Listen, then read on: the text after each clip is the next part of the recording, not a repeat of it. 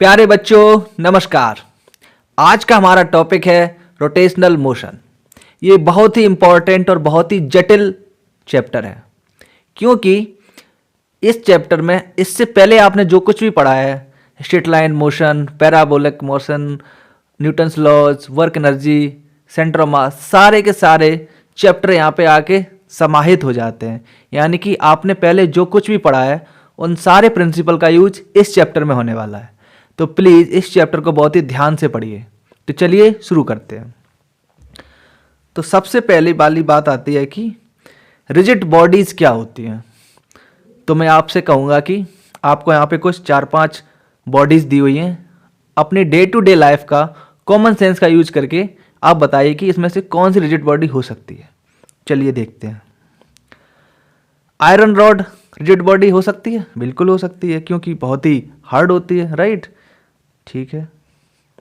Loose spring, नाम में ही loose है तो रिजिड मुश्किल ही है हो।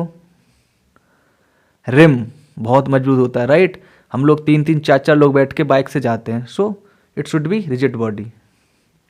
ग्लास बॉटल जब तक ना फूटे तब तक बहुत रिजिड, और जैसे फूटने का टाइम आए तुरंत फूट जाती है, सो somehow doubtful. Now cotton rigid, rigid तो नहीं हो सकती। तो अगर हम ध्यान से देखें यहाँ पे, नॉर्मली हम उन चीज़ों को रिजिड मान रहे हैं जो कि हार्ड हैं, जिन पे हम लोग फोर्स या प्रेशर लगाएं तो उनका शेप और साइज कुछ चेंज ना हो, राइट? समझे कुछ? तो जस्ट इसी से मिलती जुलती हमारी रिजिड बॉडी की definition. So what is rigid body? ऐसी बॉडी जिसका शेप और साइज चेंज ना हो, कांस्टेंट रहे, उसको बोलते हैं रिजिड बॉडी। इसको दूसरी तरह से हम ऐसे समझ सकते हैं कि मान लीजिए किसी बॉडी पे कोई भी आप 2 पॉइंट मान लीजिए और उसके बीच की डिस्टेंस कैलकुलेट कीजिए। अभी जो डिस्टेंस है चेंज ना हो, सेम रहे, तो उस बॉडी को क्या बोलेंगे? Rigid body. क्लियर है? अच्छा, क्या परफेक्टली रिजिड बॉडी कोई हो सकती है? परफेक्टली रिजिड बॉडी नहीं होती। क्यों? क्योंकि हर एक बॉडी का शेप और साइज हम और ज़्यादा फोर्स लगा के चेंज कर सकते हैं। बस इतना हो सकता है कि किसी का आसान हो चेंज करना और किसी का बहुत डिफिकल्ट। तो आइडियली रिजिड बॉडी होती है? नहीं होती है। बट प्रैक्टिकली ऐसी बॉडीज जो बहुत ही हार्ड हैं, जिनका शेप और साइज चेंज करना बहुत कठिन है, उनको हम लोग क्या मानते हैं? Rigid bodies, right? क्लियर है? अच्छा, अब देखिए आगे थोड़ा सा, जैसे कि आप थोड़ा सा जानते हैं क्या, रोटेशन और ट्रांसलेशन मोशन, राइट? तो यहाँ पर आपको 3 फिगर दिए हुए हैं, 3 बॉडी हैं, अलग अलग तरीके से मोशन कर रही हैं। थोड़ा सा आइडेंटिफाई करने की कोशिश कीजिए ये किस तरह का मोशन हो सकता है। पहला फिगर एक बॉक्स का है, जिसमें बॉक्स जा रहा है स्ट्रेट लाइन मोशन में आगे। दूसरा है आपके पास एक क्लॉक है, जिसमें सेकंड हैंड है जो वो मूव कर रहा है, 1 से 3 के आसपास पहुंच गया है। और तीसरा है आपके पास एक रॉड है, जिसको एक पॉइंट से पिवोट कर दिया गया है, उसके अराउंड वो रोटेट कर रही है। ठीक है, तो आपको क्या लगता है किस में कौन सा मोशन होगा? स्ट्रेट लाइन मोशन दिख रहा है कुछ, सेकंड आपको कुछ दिख रहा है, थर्ड। चलिए, तो फर्स्ट में क्या हो रहा है? फर्स्ट में बॉडी आगे जा रही है, बॉडी डिस्प्लेस हो रही है, और हमें देखने पे पता चल रहा है क्या कि बॉडी के जितने भी पार्ट हैं सबका डिस्प्लेसमेंट सेम है, राइट? अच्छा, वहीं सेकंड और थर्ड को देखें हम, तो हम पा रहे हैं कि अगर सेकंड हैंड की बात करें तो जो पॉइंट सेंटर में है उसका डिस्प्लेसमेंट मिनिमम है, और जो सेंटर से दूर है उसका डिस्प्लेसमेंट मैक्सिमम है, राइट? यानी कि अलग पॉइंट का अलग डिस्प्लेसमेंट। सेम पॉइंट या सेम बात हो रही है क्या रॉड के साथ? रॉड का जो लास्ट पॉइंट है वो तो काफ़ी मूव कर चुका है, बट जो पिवोट के पास है वो ना के बराबर मूव किया हुआ है, यानी 2 चीज़ें निकल के आ रही हैं।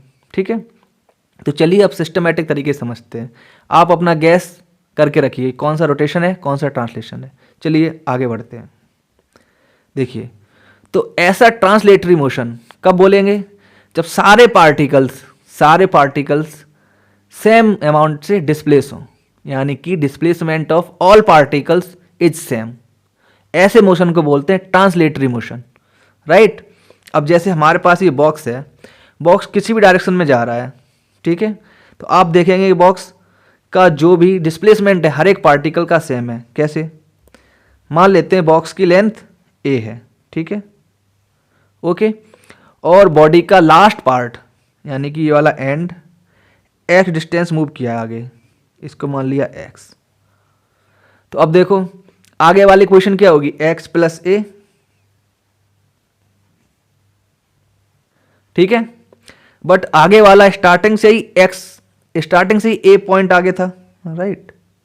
तो इसका डिस्प्लेसमेंट भी क्या हो जाएगा, x plus A minus A is equal to X, right. Same तरीका किसी भी दूसरे पॉइंट के लिए। तो हम यहाँ पे देख रहे हैं ना कि जितने भी पॉइंट हैं सबका डिस्प्लेसमेंट सेम है। अच्छा, यही बात हम किसी भी डायरेक्शन में अप्लाई कर सकते हैं, राइट। चाहे ये डायरेक्शन हो, चाहे ये डायरेक्शन हो, और चाहे ये डायरेक्शन हो, कोई फर्क नहीं पड़ रहा है।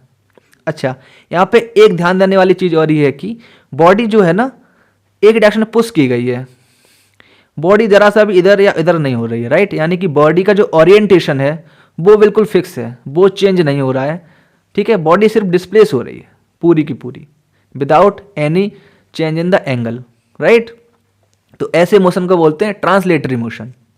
क्लियर है इतना, राइट। अच्छा, इसको आप ऐसे भी समझ सकते हैं क्या कि कोई भी दो पॉइंट लीजिए किसी बॉडी में, ठीक है, कोई भी दो पॉइंट ले लीजिए और एक लाइन ड्रॉ कीजिए, और वही सेम पॉइंट किसी दूसरी बॉडी में देखिए, तो आप ये पाएंगे कि जो दोनों लाइंस हैं हमेशा पैरेलल होंगी, ठीक है।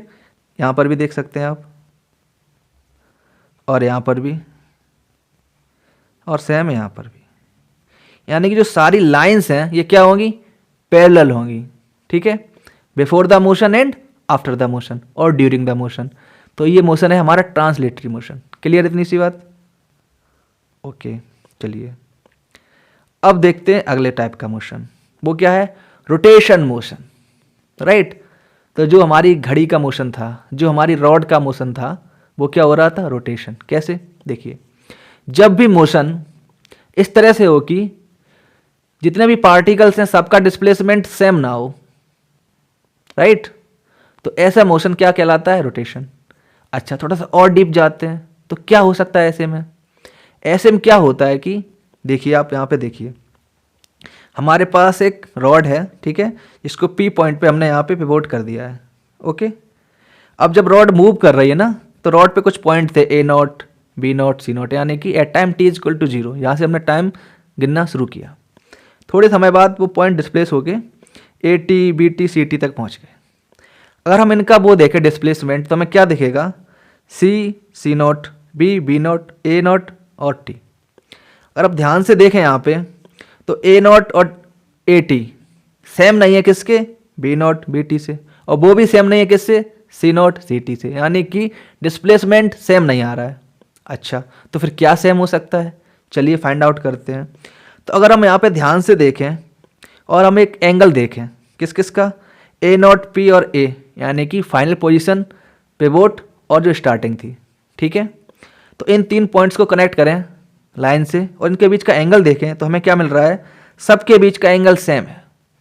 बड़ी अच्छी बात मिली, यानी कि A not P, A T P A not, B T P B not और C T P C not, सबका एंगल सेम है, थीटा। तो ऐसा मोशन जिसमें डिफरेंट पार्टिकल्स किसी सेंटर ऑफ एक्सिस के अराउंड या किसी पिवोट के अराउंड सेम थीटा से मूव करते हैं, उसको बोलते हैं क्या, रोटेशनल मोशन। क्लियर है यहाँ पे। अच्छा, यहाँ पे एक बात ध्यान देने की है कि अगर कोई पॉइंट पिवोट किया गया है तो वो तो मूव करेगा नहीं, तो ऐसी स्थिति में उसका थीटा 0 होगा, बाकी सारे पॉइंट्स का थीटा सेम होगा। क्लियर इतनी सी बात, इसको बोलते हैं रोटेशन मोशन, ओके। और आगे चलते हैं। अब आप देखिए, आपने साइकिल या बाइक, स्कूटर जो भी है देखा होगा, चलते हुए भी देखा होगा, खुद भी ड्राइव किया होगा। तो आप क्या पाते हैं कि जब आप बाइक या साइकिल चला रहे होते हैं, उस वक्त आप तो आगे जा रहे हैं लेकिन पहिया घूम रहा है, तो अब हमें उस पहिए का ही मोशन देखना है, ठीक है। तो पहिया हमारा किसी टाइम पे था t इक्वल टू 0 पे, और किसी इसकी डिस्टेंस थी 0 मीटर, मान लीजिए यहीं से स्टार्ट किया तो 0। थोड़े समय बाद हमने देखा कि 10 मीटर तो आगे चला गया है वो, ठीक है, at time t equal to T naught या t1, और इसकी जो स्पोक्स थी ना, यहाँ पे हमने उनको कलर करके रखा हुआ है, उनका देखिए ओरिएंटेशन चेंज हो गया है, right, okay, purple, red, yellow and white. जो स्टार्टिंग में था और जो हमें दिख रहा है उसमें चेंज है। तो अब ये क्या है, आगे भी गया है, ओरिएंटेशन भी चेंज हो रहा है, तो रोटेशन है कि ट्रांसलेटरी है, इसको आप समझिए। क्या इस मोशन को हम लोग दो मोशन का कॉम्बिनेशन मान सकते हैं? कैसे? जैसे पहिया ऐसे घूम रहा था, राइट, इसको हमने माना कि पहले हम इसको जो डिस्टेंस हमारी उतना ट्रांसलेटरी मोशन करा दे रहे, यहाँ से वहाँ तक लेके गए, फिर उसे रोटेट करा दिया, तो क्या हमें सेम रिजल्ट मिलेगा? बिल्कुल सेम रिजल्ट मिलेगा। क्या ये हर एक पॉइंट के लिए कर सकते हैं? बिल्कुल हर एक पॉइंट के लिए कर सकते हैं। यानी कि ये जो मोशन हमें दिख रहा है ये दो मोशन का सम है, एक ट्रांसलेटरी मोशन और दूसरा रोटेशन का, राइट। तो ऐसे मोशन इसको बोलते हैं प्लेनर मोशन। क्या बोलते हैं इसको? Planar motion, right. ये क्या है? सम है ट्रांसलेटरी मोशन और रोटेशन का। क्लियर है यहां तक? ओके, चलिए अब आगे बढ़ते हैं। अच्छा, यहां पे हम थोड़ा सा फैमिलियर होते हैं कुछ हमारे जो ट्रांसलेटरी मोशन के टर्म्स हैं और उसके करस्पॉन्डिंग रोटेशनल मोशन के टर्म्स हैं, ठीक है। तो जैसे कि हमारे पास ट्रांसलेटरी मोशन में होता है डिस्प्लेसमेंट, वैसे हमारे पास रोटेशन में क्या होता है? Angular displacement. चिंता मत कीजिए, आगे हम लोग सारे टर्म्स को डीपली पढ़ेंगे, ठीक है, बस अभी नाम समझ लीजिए। जैसे हमारे पास ट्रांसलेटरी मोशन में होती है वेलोसिटी, रोटेशन में क्या होती है? एंगुलर वेलोसिटी, ठीक है। ट्रांसलेटरी में होता है एक्सीलरेशन और रोटेशन में क्या होगा? एंगुलर एक्सीलरेशन, यानी एंगुलर टर्म जुड़ जाता है, ठीक है। ऐसे ही बहुत सारे हैं। मास होता है तो हमारे पास यहाँ पे क्या होता है? Moment of inertia. Angular momentum rotation में, ट्रांसलेटरी में सिर्फ मोमेंटम, राइट। ट्रांसलेटरी में फोर्स और रोटेशन में टॉर्क, राइट। तो इस तरह से क्वांटिटी चलती है। आज का जो हम लेक्चर पढ़ेंगे ना उसमें हम सिर्फ 3 क्वांटिटीज पे फोकस करेंगे। कौन कौन सी?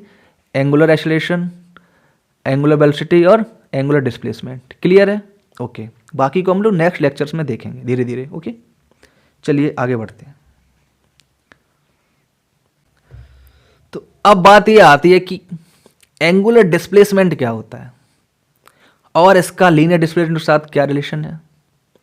तो पहले समझते हैं कि एंगल, मान लीजिए हमारे पास एक एक्सिस ऑफ रोटेशन है, मान लीजिए ये एक्सिस ऑफ रोटेशन है और कोई एक पार्टिकल है हमारे पास इस तरह से, ठीक है।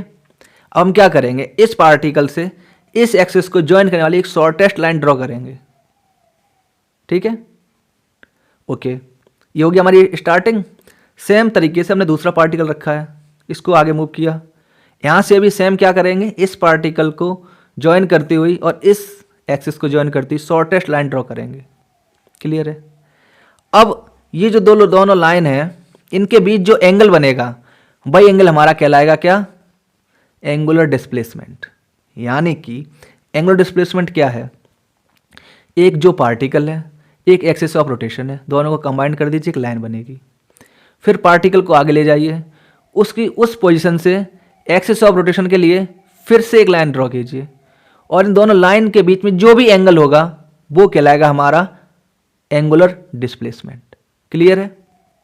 राइट नाउ अब देखिए यहां से, तो अगर हमारे पास एक सर्कल हो, राइट है, सर्कल में हमारे पास पोजीशन पार्टिकल की ये है ए पोजीशन और ए से होते हुए पहुंचा बी पोजीशन, ठीक है। तो क्या होगा? ये डिस्टेंस हमारी एस हो गई, एस, और हमें थोड़ा सा सर्कली नॉलेज यूज करें तो हमें क्या मिलेगा?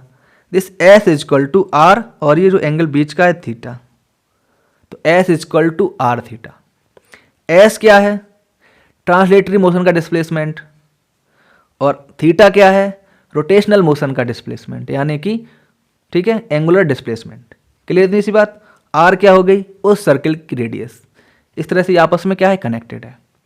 अच्छा, तो जैसे कि ट्रांसलेटरी मोशन में डिस्प्लेसमेंट टाइम के साथ चेंज हो रहा है, राइट, कुछ टाइम लगा ना डिस्प्लेसमेंट होने में, तो क्या इस थीटा में भी टाइम लगा होगा? बिल्कुल लगा होगा।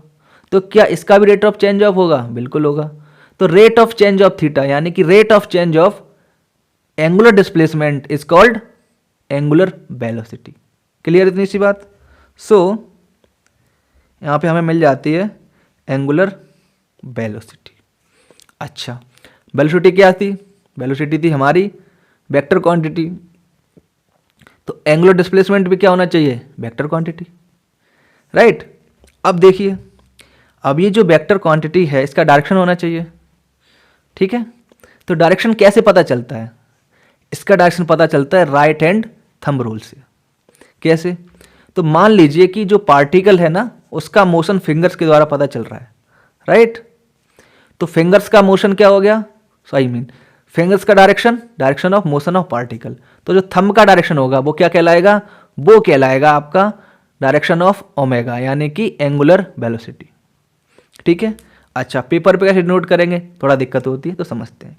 तो मान लीजिए आपके पास एक एरो है, एरो देखिए आपने, राइट। एरो में क्या होगा, एक स्टार्टिंग पॉइंट और एक एंड पॉइंट। स्टार्टिंग पॉइंट क्या होता है, काफ़ी छोटा नुकीला है ना, तो इसको हमने डिनोट किया ये, और एंड पॉइंट क्रॉस लगा रहता है, राइट। तो हमारा हो गया एंड पॉइंट ये। तो जब हमें दिखेगा कोई चीज़ हमारे सामने आ रहा है, एरो हमारे सामने आ रहा है, तो हमें क्या दिखेगा, उसका नुकीला हिस्सा, स्टार्टिंग का पॉइंट, राइट, यानी कि ये वाला। और हमसे दूर जा रहा हो, यानी कि हम पीछे से देख रहे हैं, तो क्या दिखेगा हमें, क्रॉस। तो इसको पेपर पे रिप्रेजेंट करने के लिए हम लोग क्या करेंगे, जैसे हम लोग डॉट लगाएंगे, इसका मतलब हो गया क्या कि जो डायरेक्शन है अपवार्ड है। क्यों, हमारे पास आ रहा है, पेपर से निकल के ऊपर आ रहा है, राइट, क्योंकि हमें इसका क्या दिख रहा है, पॉइंट। क्लियर, इतनी सी बात। और भाई अगर क्रॉस लगाओ तो क्रॉस का मतलब क्या, हमसे दूर जा रहा है, यानी कि पेपर के अंदर जा रहा है, तो क्या हो जाएगा, डाउनवर्ड, राइट। अच्छा ओके, अब समझते ध्यान से। मान लीजिए आपके पास एक पार्टिकल है जो क्लॉकवाइज रोटेट कर रहा है। तो अब देखिए, हाथ को रखिए ऐसे, क्लॉकवाइज डायरेक्शन में फिंगर्स का मोशन दिख रहा है। तो हमें क्या दिख रहा है, हमें दिख रहा है इसका ओमेगा डायरेक्शन डाउनवर्ड, राइट, जो कि आप इस फिगर से देख सकते हो। क्लियर, इतनी सी बात। भाई अगर एंटी क्लॉकवाइज हो, तो आपको यहां दिख रहा है एंटी क्लॉकवाइज, इसका मतलब क्या हो गया, ओमेगा डायरेक्शन अपवर्ड। क्लियर, इतनी सी बात। सो इन दोनों चीज़ों में पता चल गया ओमेगा का डायरेक्शन। अब ओमेगा का यूनिट क्या होगा, थीटा का यूनिट होता है रेडियन, तो ओमेगा का यूनिट हो जाएगा क्या, रेडियन पर सेकंड। क्या हो जाएगा, रेडियन पर सेकंड। क्लियर, इतनी सी बात। ओके, अच्छा, अब जैसे कि ओमेगा, क्या ओमेगा भी तो चेंज हो सकता है ना टाइम के साथ, बिल्कुल हो सकता है। तो rate of change of omega, यानी कि rate of change of angular velocity is called angular acceleration, right. देखिए, जो हमारी ट्रांसलेटरी मोशन में जो डेफिनेशन थी लगभग सेम है, यानी कि उसकी एनालॉगस है, राइट। आप एनालॉजी निकाल सकते हैं। क्लियर है। तो rate of change of omega is called angular acceleration. अब ट्विस्ट वाली बात यह है कि अगर हम इसको देखें, इसका डायरेक्शन क्या होगा, सोचो, इसका डायरेक्शन होगा ओमेगा का डायरेक्शन का चेंज, यानी कि देखो हमारे पास एक सर्कल है, राइट।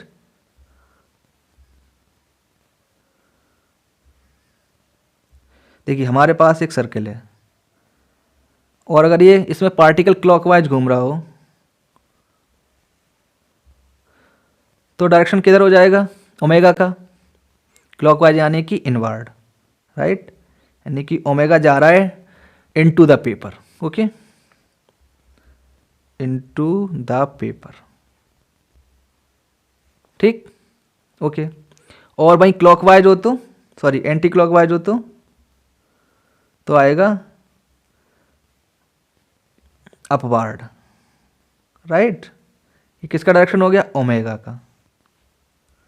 अब ओमेगा चेंज हो रहा है, यानी कि मान लेते हैं वेक्टर क्वांटिटी है तो किससे दिखाएंगे, डायरेक्शन दिखाएंगे एरो से, और मैग्नीट्यूड दिखाएंगे एरो की लेंथ से, राइट। सो मान लीजिए हमारा ओमेगा था ये, ठीक है, ओमेगा रह गया इतना, तो चेंज कितना हुआ, चेंज हुआ इस डायरेक्शन में डाउनवर्ड, राइट। तो डाउनवर्ड डायरेक्शन किसका हो जाएगा, अल्फा का। क्लियर सी बात है। और मान लीजिए ओमेगा था इतना स्टार्टिंग में, बढ़ के हो गया इतना, तो कितने का चेंज हुआ, ये चेंज हुआ, तो ये किसका डायरेक्शन हो जाएगा, अल्फा का। क्लियर, इतनी सी बात, राइट, ओके। तो यहाँ तक तो बात समझ में आ गई। अब जैसे कि अगर हम रिलेशन की बात करें लीनियर वाले टर्म्स के साथ, तो एस का तो हमें पता है, ठीक है। तो एस इजक्वल टू हमारे पास था आर थीटा। वैसे ही v is equal to divide कर दे अगर हम लोग इसको टाइम से, या फिर टाइम का डिफ्रेंसिएशन लेते हैं, हमें क्या मिल जाएगा आर ओमेगा, यानी v is equal to r omega. तो अल्फा बराबर क्या आएगा, अल्फा बराबर क्या दिखेगा हमें, d b upon D t is equal to r alpha. अब यहाँ तक तो क्लियर है, लेकिन कई बार किसी किसी बच्चे के मन में कन्फ्यूजन हो जाता है कि एक्सीलरेशन तो हमने दो देखे थे सर्कुलर मोशन में, राइट। एक एक्सीलरेशन देखा था हमने टुवर्ड्स सेंटर, जिसको बोलते थे सेंट्रीपिटल एक्सीलरेशन, या फिर ए सी, या फिर नॉर्मल एक्सीलरेशन ए एन। क्या होता था, ये होता था minus b square upon r, यानी कि टुवर्ड्स सेंटर। दूसरा एक्सीलरेशन होता था टेंजेंशियल ए टी, राइट। ये क्या होता था d b upon D t. Clear बात है। तो इसमें से कौन सा एक्सीलरेशन इस एंगुलर एक्सीलरेशन से कनेक्टेड है, तो इसके लिए बहुत ही सिंपल तरीका, आप मान लीजिए आपके पास एक यूनिफॉर्म सर्कुलर मोशन है। यूनिफॉर्म सर्कुलर मोशन में क्या होता है, b is equal to constant. Clear सी बात है। तो जब b की वैल्यू कांस्टेंट होती है तो क्या एक्सीलरेशन होगा सर्कुलर में, तो कौन सा एक्सीलरेशन मिलेगा आपको, ये वाला। बट अगर हम लोग यहाँ पे b कांस्टेंट कर दें, देखो तो क्या हमें ये अल्फा मिलेगा, देन अल्फा हो जाएगा 0। यानी कि अगर b चेंज नहीं हो रहा है तो अल्फा 0, यानी कि कौन सा होना चाहिए, ये होना चाहिए फिर ये टेंजेंशियल एक्सीलरेशन से कनेक्टेड, राइट।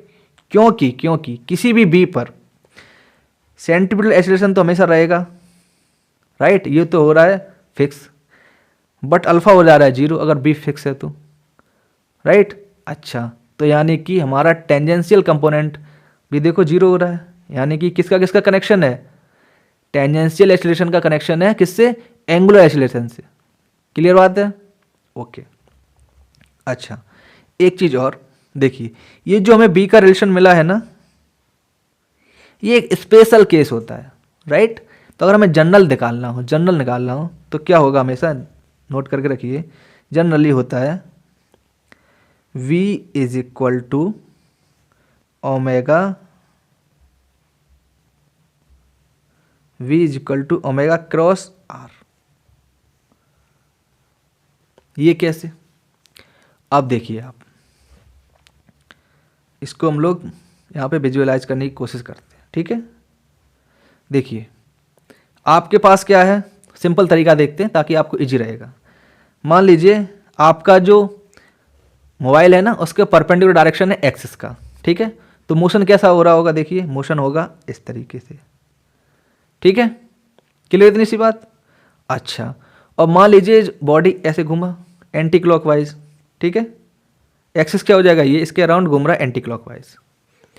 तो इस पॉइंट पे किधर आएगा, टुवर्ड्स योर सेल्फ, राइट, जो भी आपका डायरेक्शन है।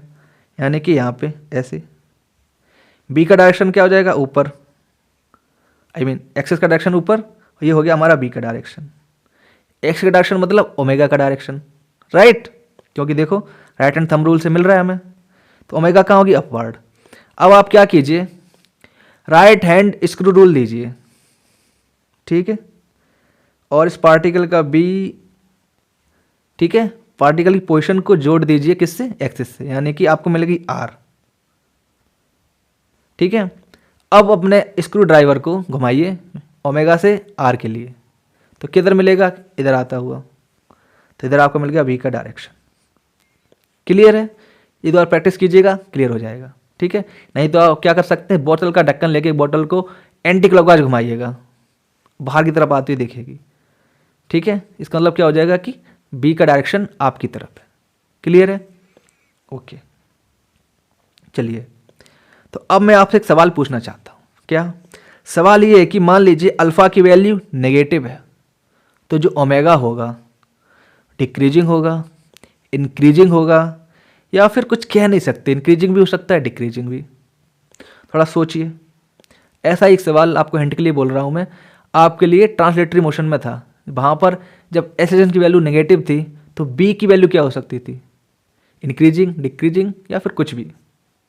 चलिए आंसर बताता हूँ, ठीक है। देखिए हमने देखा यहाँ पे, इस जगह फोकस कीजिए, इस जगह, ठीक है, ध्यान दीजिएगा।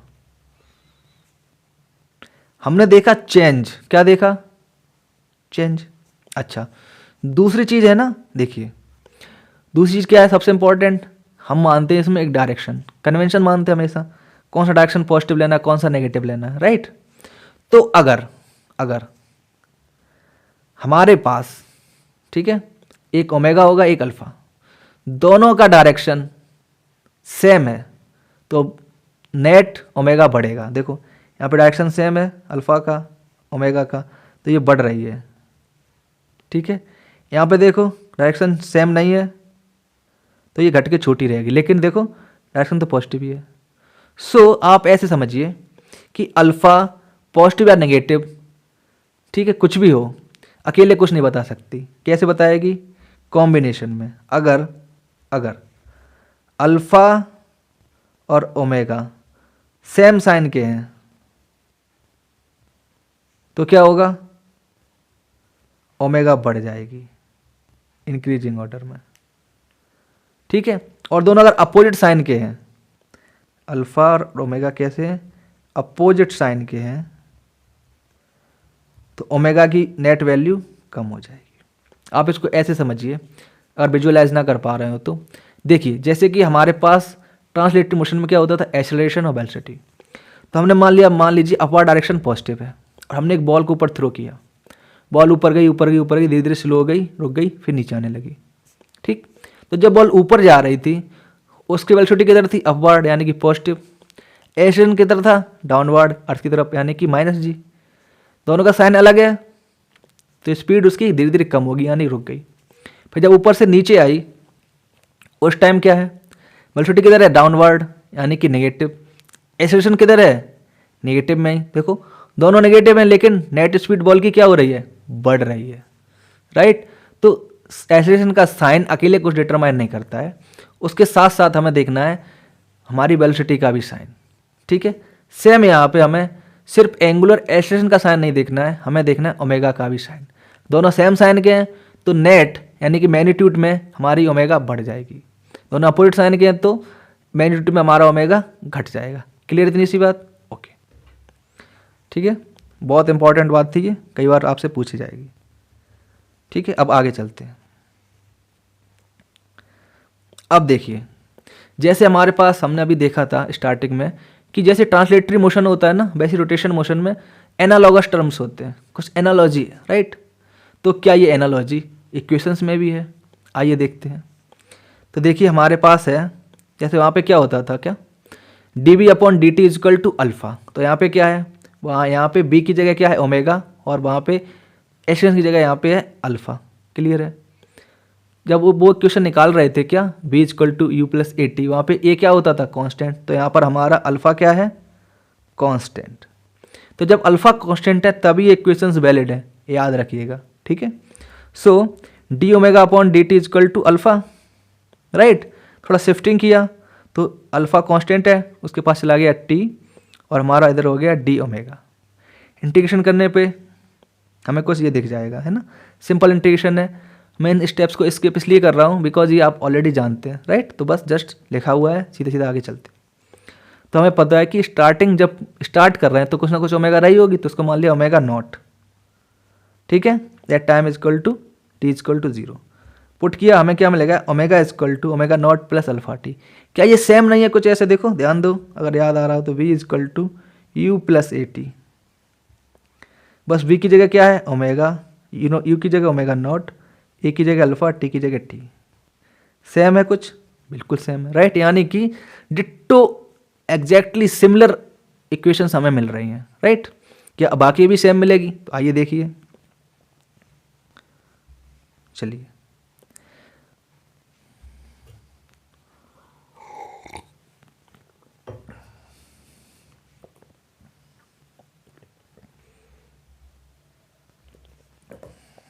देखिए अब क्या है, d theta upon D T is equal to क्या होता है?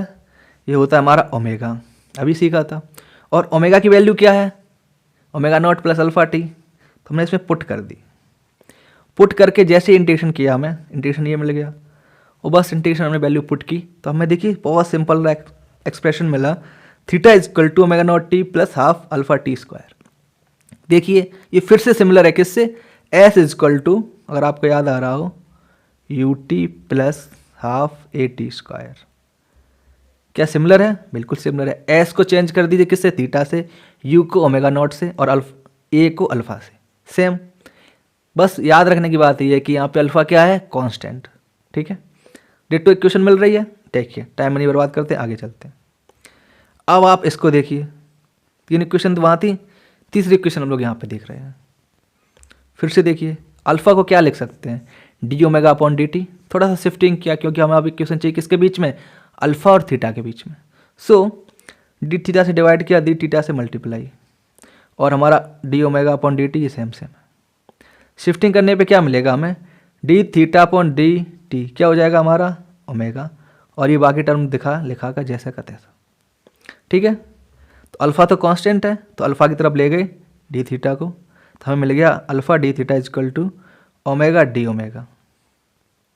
ठीक है, अब इंटीग्रेशन कर दिया, अल्फा तो कांस्टेंट है और डी थीटा क्या आ जाएगा इंटीग्रेशन थीटा, और W D W square, I mean omega D omega is equal to omega square by 2। ठीक है, स्टार्टिंग वैल्यू फाइनल वैल्यू, और हमें क्या मिल गया, इक्वेशन ये मिल गई कैसे, alpha theta is equal to half of omega square minus omega naught square, जिसको हम लोग 2 अगर शिफ्ट कर दें क्या बन जाएगा, देखो 2 alpha theta is equal to omega square minus omega naught square. यानी कि अगर आप याद कर पा रहे हो तो हमारे पास लीनियर में ऐसी इक्वेशन होती थी 2as is equal to b square minus u square. Similar है, बिल्कुल सिमिलर है।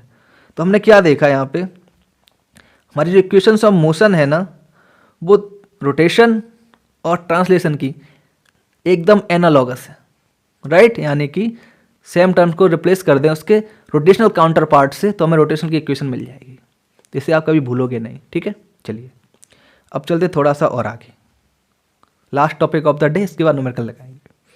अब देखिए हमारे पास हैं 2 व्हील्स रोटेट करते हुए हैं। अब हमें ऐसी कंडीशन जाननी है कि अगर हम इन दोनों को एक साथ कर रहे हैं तो दोनों एक साथ मूव कर रहे हैं लेकिन स्लिप नहीं कर रहे हैं, यानी कि विदाउट स्लिपिंग। अब आप मुझे ये बताइए कि 2 पार्टिकल्स हैं, स्लिप कब नहीं करेंगे, जब दोनों साथ साथ चले, राइट। और एक आगे जाना चाहेगा एक पीछे, तो क्या हो जाएगा, स्लिपिंग हो जाएगी, साथ साथ चलना पड़ेगा, राइट।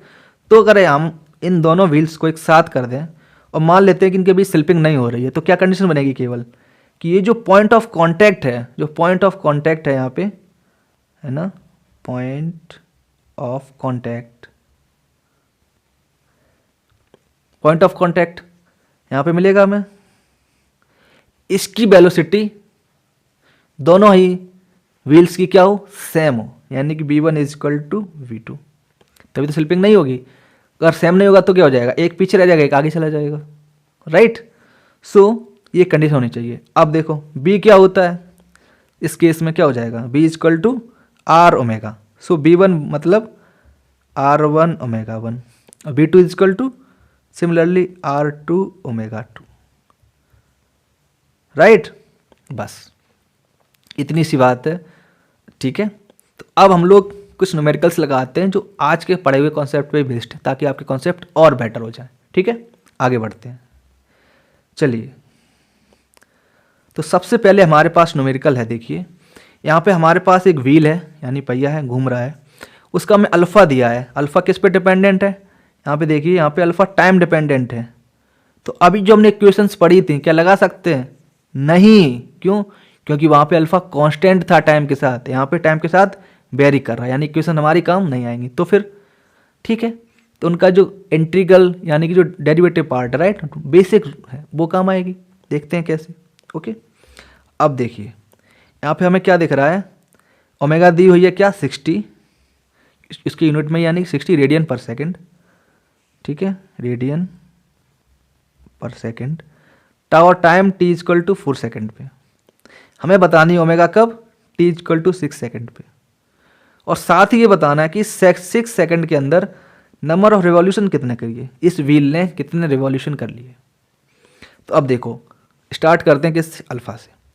अब हमें इतना तो पता है कि भाई साहब इक्वेशन तो लगेगी नहीं डायरेक्ट, तो क्या लगेगा, बेसिक। बेसिक क्या है, बेसिक हम जानते हैं ऑलरेडी, बेसिक क्या है कि alpha is equal to d omega upon D t. हमको पता है इतना, पता है, ठीक है। तो अब क्या दिक्कत है, पुट कर दीजिए।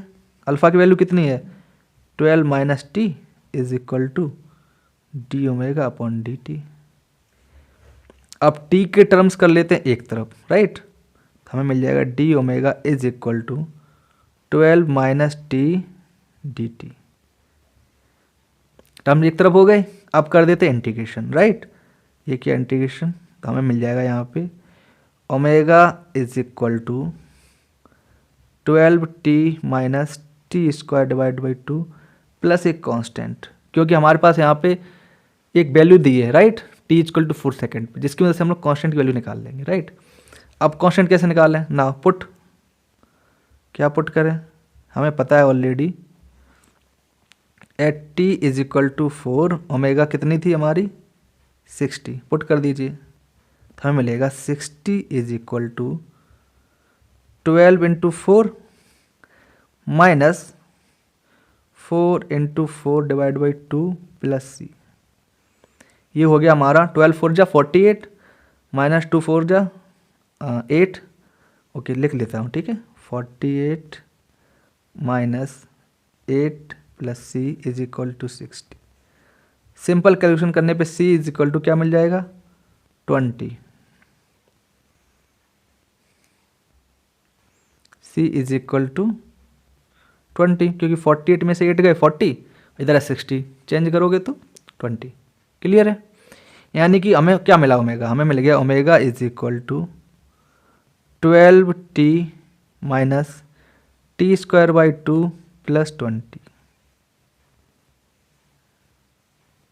अब वो पूछ रहा है टाइम 6 सेकेंड पे क्या ओमेगा होगा, पुट कर दीजिए। Now put t is equal to 6, omega is equal to 12 into 6 minus 6 into 6 by 2 plus 20, right.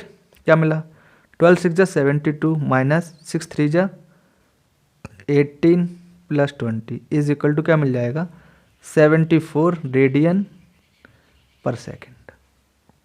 Clear है, हमें ओमेगा 4 की मिल गई, वो तो अच्छा ऑलरेडी दी थी, 6 की मिल गई, ठीक है। अब हमें क्या और क्या निकालना, हमें निकालना था नंबर ऑफ रिवॉल्यूशन।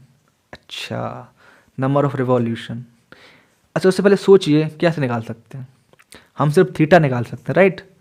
लेकिन हमें एक चीज़ पता है क्या, अगर कोई ऑब्जेक्ट 2 पाई एंगल घूम जाए तो कितना रिवॉल्यूशन बनाता है, 1, ठीक है। तो अगर हम टोटल थीटा निकाल लें, टोटल थीटा निकालें डिवाइड बाई 2 पाई कर दें तो क्या मिल जाएगा, number of revolution, right, number of revolution, ठीक है।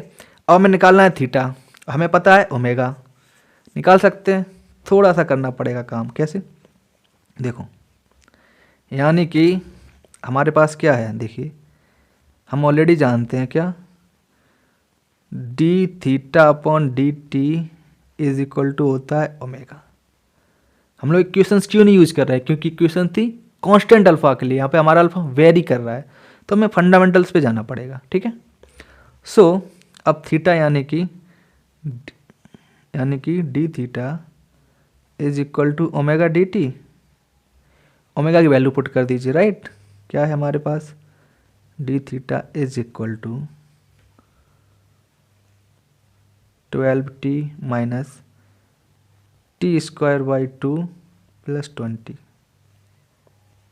और डी टी। क्या इसका इंटीग्रेशन कर सकते हैं, बिल्कुल कर सकते हैं। तो अब इसका इंटीग्रेशन कर दीजिए, यानी कि इंटीग्रेशन ऑफ दिस और दिस। क्लियर है, आगे चलें। तो हमें यहाँ पे मिल रहा है, देखिए थीटा 2 टाइम होंगे, कौन सा, 0 का वाला टाइम और time t is equal to 6 is equal to 12 t square by 2, ठीक है, माइनस टी क्यूब बाई 3, 2 पहले से 2 इंटू 3 प्लस 20 टी लिमिट क्या हो जाएगी, टी की वैल्यू 0 से टी की वैल्यू 6। क्लियर इतना? अच्छा, सवाल में ही गिवन है क्या, at t is equal to 0 theta की वैल्यू 0 है, तो हमें यहाँ पे सिर्फ मिलेगा क्या, theta at t is equal to 6, इतना लिख दिया। Is equal to value put कीजिए टी की 6, 12 into 6 divide by 2 minus 6 divide by 6 plus 20 into 6। थोड़ा सा कैलकुलेशन कीजिए, 2 से यहाँ पे आ गया 6 से 6 कैंसिल, ठीक है, क्या मिला, 6 का क्यूब कितना होता है 216 माइनस 36 प्लस 120, 16 यहाँ से गया 20 यहाँ से गया, हमें मिल गया यहाँ पे 300 रेडियन, यानी कि थीटा कितना मिल गया 300 रेडियन 6 सेकंड में। तो number of revolution theta upon 2 pi, राइट। So n is equal to 300 divide by 2 pi, यानी कि 150 डिवाइड बाई पाई क्या हो गया हमारे, नंबर ऑफ रिवॉल्यूशंस हो गए। क्लियर है? तो सवाल आपको ऐसे दिया जाएगा, कभी कभार हो सकता है फॉर्मूला बेस डायरेक्ट दे दे, अदरवाइज आपको फंडामेंटल्स यूज करने पड़ेंगे। क्लियर है? ओके, आगे चलते हैं।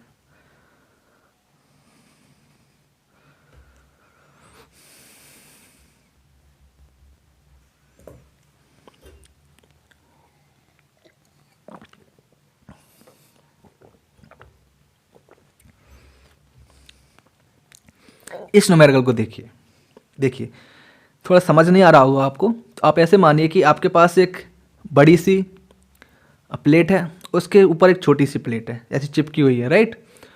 ठीक है, क्लियर है। और आगे जो प्लेट है छोटी सी ग्रीन वाली दिख रही है आपको, और बड़ी सी दिख रही है पीछे। ठीक है, यानी कि एक बड़ी सी पुली मान लीजिए, उसके ऊपर छोटी सी पुली चिपकी हुई है, राइट। इस तरह से दोनों का रेडियस अलग अलग है, बड़ी का है 1 मीटर, छोटी का है 0.75 मीटर, राइट। और एक M1 और M2 मास, बड़ी पे मास M2, छोटी पे M1। क्लियर है? इस तरह से टंगे हुए हैं। अब सिचुएशन समझिए, अब ये जो पुली स्टार्ट है, पुली स्टार्ट करती है रेस्ट से, और इसमें कांस्टेंट एक्सेलरेशन है कितने का, 2 रेडियन पर सेकंड स्क्वायर। अल्फा की वैल्यू क्या है, कांस्टेंट। ठीक है, अब वो ये कह रहा है कि what time is required for M2, यानी कि जिसकी रेडियस ज़्यादा है उस पर जो टंगा हुआ है ये M2, to cover 25 metre. Alpha fix दिया हुआ है, आपको 25 मीटर में कितना टाइम लगेगा ये बताना है।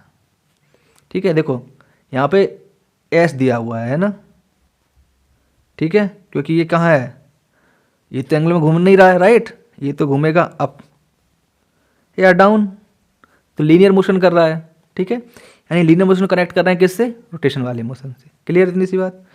आल्सो फाइंड B1 यानी किसकी स्पीड, एंड B2 यानी कि इसकी स्पीड एट दैट टाइम, किस टाइम पे, जब M2 25 मीटर क्रॉस कर चुका होगा, उस मार्क पे होगा।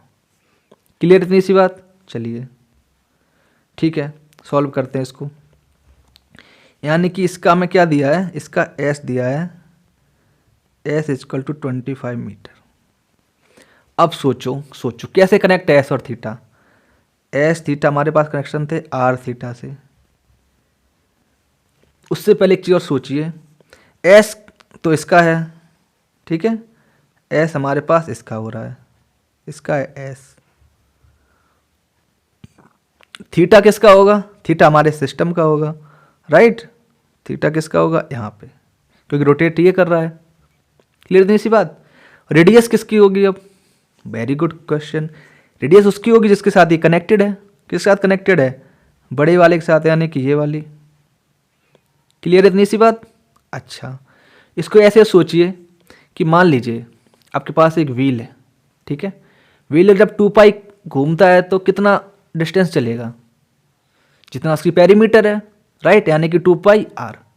क्लियर है, समझ में आ रही बात। यानी कि यहाँ पे क्या था, 2 पाई R, यानी कि S की जगह R की जगह R, तो एंगल क्या था 2 पाई। यहीं से हमें दिख रहा है कि नहीं, यानी कि एक रोटेशन में एक व्हील 2 पाई R चलता है, जिसमें 2 पाई एंगल है और R क्या है, रेडियस। क्लियर इतनी सी बात। तो अगर 25 मीटर चलेगा तो यहाँ पे क्या आ जाएगा 25, और यहाँ पे R, और जितना थीटा चला होगा उतना थीटा। क्लियर इतनी सी बात।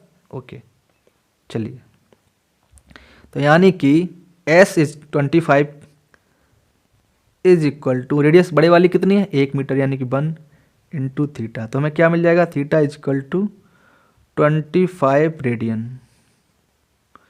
ये हमें मिल गया यहाँ पे। ठीक है, अब थीटा मिल गया, हमें क्या बताना है, इन दोनों की वेलोसिटी बतानी है v1 और v2 की। ठीक है, अच्छा अल्फा भी दिया हुआ कितना, 2 रेडियन पर सेकेंड। ओके, तो अब क्या करें, अब हम तो जानते हैं क्या, थीटा बराबर क्या था हमारे पास इक्वेशन, थीटा बराबर थी omega naught t plus half alpha t square. Omega naught zero क्यों, क्योंकि रेस्ट से स्टार्ट हुआ है, तुम्हारा ये पार्ट तो हो गया इसमें जीरो। क्या मिला, theta is equal to half alpha t square. Value put कीजिए, टाइम निकल के आएगा, राइट। सो अगर हम लोग वैल्यू पुट करें 25 is equal to half alpha की वैल्यू 2 इंटू टी स्क्वायर। यहाँ पे देखो 2 से 2 cancel, t square equal to 25। इसका मतलब क्या हो जाएगा, t is equal to 5 second. Clear इतनी सी बात, यानी कि टी इक्वल टू 5 सेकेंड में हमें b1 और b2 बतानी है। ठीक है, b क्या थी, r ओमेगा, राइट। सो अगर हम लोग ओमेगा निकाल लें तो निकाल सकते हैं। ठीक है, तो ओमेगा क्या थी हमारे पास, देखो ओमेगा बराबर क्या होता है, alpha T plus omega naught. Omega naught zero है तो कितना बचेगा, केवल अल्फा टी। ठीक है, तो t is equal to 5 second पे क्या मिलेगा, 2 into 5 is equal to 10 radian per second square. ये क्या मिल गया, ओमेगा। अब चूंकि क्या है, दोनों प्लेट एक दूसरे पर चिपकी हुई है, तो दोनों का ओमेगा क्या होगा, सेम, राइट। क्या है, चिपकी हुई है तो क्या है, omega 1 is equal to omega 2 is equal to omega is equal to 10।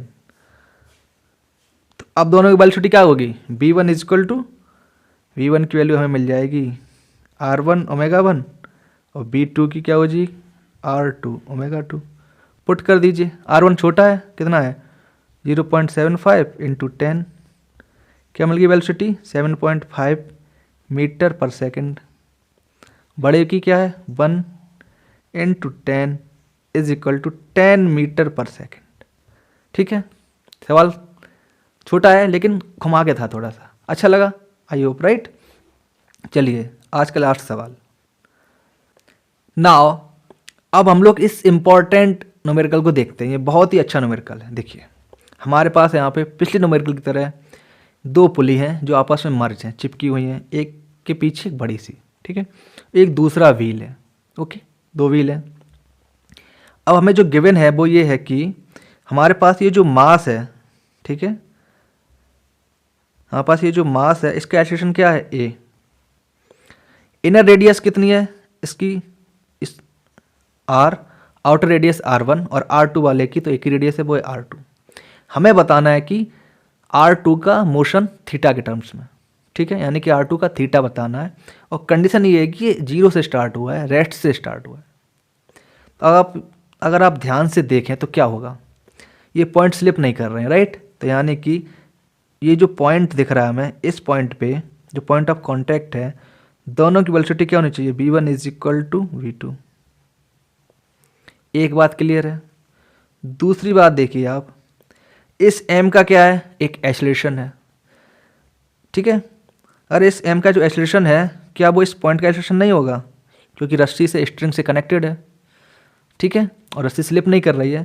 तो इस पॉइंट का एक्सेलरेशन क्या होगा, वही होगा जो इस m का एक्सेलरेशन होगा, ठीक। अच्छा, और इसका एक्सेलरेशन इसके अल्फा से कैसे कनेक्टेड होगा, a is equal to r alpha, यानी कि इसकी रेडियस इसका अल्फा और मल्टीप्लाई होकर क्या हो जाएगा, इसका a, यानी कि a is equal to r alpha. ये 2 चीज़ें क्लियर है। आप देखिए न्यूमेरिकल लगाते हैं, चलिए। सो b1 क्या हो जाएगा हमारा, b1 हो जाएगा क्या, r1 omega 1 is equal to, b2 क्या हो जाएगा, r2 ओमेगा 2। क्लियर इतनी सी बात, एक इक्वेशन। दूसरी क्या होगी, देखिए इनर सर्किल लेना है नंबर 1 वाले का, राइट। तो A is equal to R into alpha 1। Clear इतनी सी बात, राइट। अल्फा तो पूरी जो पूरी बॉडी है नंबर 1 वाली सबका सेम होगा, राइट, हर एक पार्टिकल का। तो यहाँ से हमें क्या मिल जाएगा, यहाँ से हमें मिल जाएगा alpha 1 is equal to a divide by r. अब इन दो इक्वेशन का यूज करके हम ओमेगा 2 निकालते हैं पहले। क्यों? क्योंकि हमें 2 वाले का ही थीटा निकालना है, तो पहले ओमेगा निकालते हैं। ठीक है, तो हमें क्या मिला यहाँ से, देखो इक्वेशन नंबर 1 से हमें मिल जाएगा omega 2 is equal to R1 omega 1 divide by R2। Clear इतनी सी बात? अच्छा ओके, इसको कर देते हैं ब्रैकेट में। अब देखो जो पहला सर्किल है या पहला व्हील है उसमें क्या है, एक अल्फा है। तो ओमेगा क्या होगा, सोचो इसका ओमेगा क्या निकल के आएगा, omega 1 is equal to omega 1 का नॉट प्लस प्लस अल्फा 1 और टी। अब रेस्ट से स्टार्ट हुआ है तो ये तो टर्म हो गया 0, तो क्या बचा सिर्फ omega is equal to alpha t. Clear इतनी सी बात, अल्फा 1 टी।